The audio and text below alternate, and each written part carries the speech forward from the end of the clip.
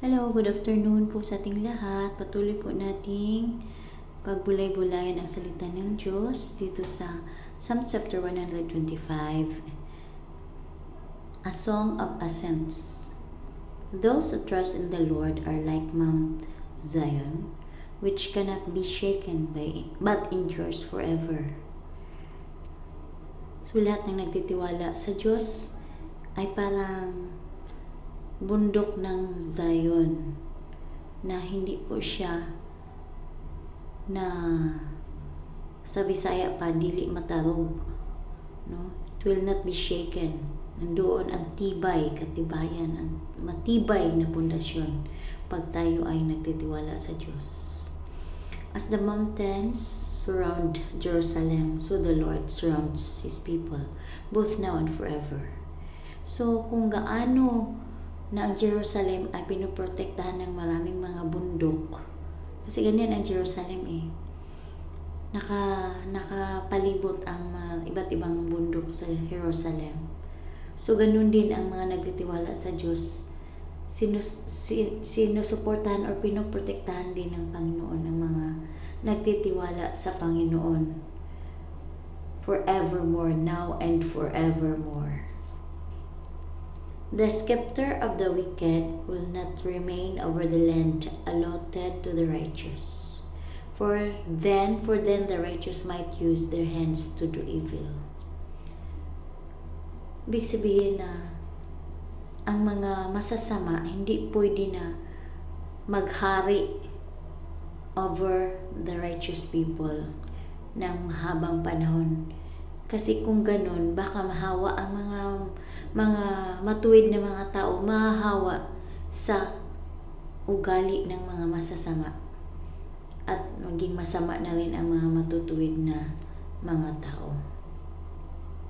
Lord, do good to those who are good, to those who are upright in heart. Panginoon, gawan niyo po ng kabutihan ng mga mabuti, ang mga mabubuting tao, especially mga mabubuting tao sa puso, nagmumula talaga sa puso. Kasi may mga taong mabuti lang dahil iba ang motibo, no? Mabuti lang para manalo sila sa eleksyon, yung ganun. Iba yun siya, ha? Iba yun na kabutihan. Pero yung sinasabi dito na kabutihan, yung nagmumula talaga sa puso.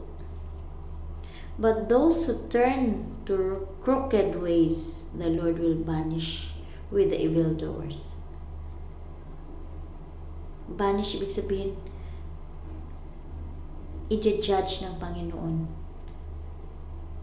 Hukman sa Ginoo ang mga lumayo mula sa tamang daan. No? But those who turn to crooked ways, the Lord will banish with the evildoers. Peace be on Israel. Panginoon ay kilala ang bawat isa sa atin. Alam niya kung sino yung mga nagpapatuloy sa paglilingkod sa Kanya. Sabi pa sa Book of James, if I'm not wrong, yung Book of James chapter 2, na kung sino ang nagpapatuloy hanggang sa huli, sila lang ang maliligtas. At kilala ng Panginoon sino yung mga huminto, sino yung mga lumayo na sa katotohanan at gumawa na ng mga kasamaan, bumalik sa kasamaan, bumalik sa pagiging crooked ang kanilang buhay. Maging imbis na nasa katotohanan, imbis na sa daan na nakakalugod sa Diyos, pumunta sa malaking daan. Kasi sabi nga nila, ang malaking daan walang nagbabawal. Masarap daw ang buhay sa malaking daan, masaya, walang nagbabawal, walang nagpapakialam. At ayaw nila sa makitid na daan. Makitid yung maliit lang na daan. Kasi sa makitid na daan, maraming bawal. Maraming bawal. bawal magmura, bawal sigarilyo, bawal uminom ng nakakasira sa katawan, bawal magsugal, maraming bawal. Pero ang tamang daan yun pala yung maraming bawal. So I hope na hindi tayo pupunta sa maling daan. Kahit masaya man doon, may kalayaan sa paggawa ng anong gusto mo, pero hindi naman nakakabuti para sa spiritual mo. Yun pala ang magdala sa impyerno. So, huwag tayong dumaan sa crooked ways. By the grace of God, hingin natin sa Panginoon, Lord, help me, Lord, na patuloy akong sumunod sa iyo kahit mahirap, Panginoon. Help me, Lord. Let us always pray for ourselves. Tayo ang may responsible sa ating sarili. Huwag tayong maghintay na may pastor pa lumapit sa atin, may pari pang lumapit sa atin para sawayin tayo. Sino pa dyan ang hinihintay natin? Tayo ang responsible para sa ating sarili na sumunod sa Panginoon, maglingkod sa Diyos, magbasa ng Bible, manalangin. Manalangin, kahit saan manalangin, lalakad ka, manalangin ka, bago matulog, manalangin ka, bago kumain, manalangin ka. Balay mo, pag hindi ka manalangin, baka maya may tinik dyan sa kinakain mo.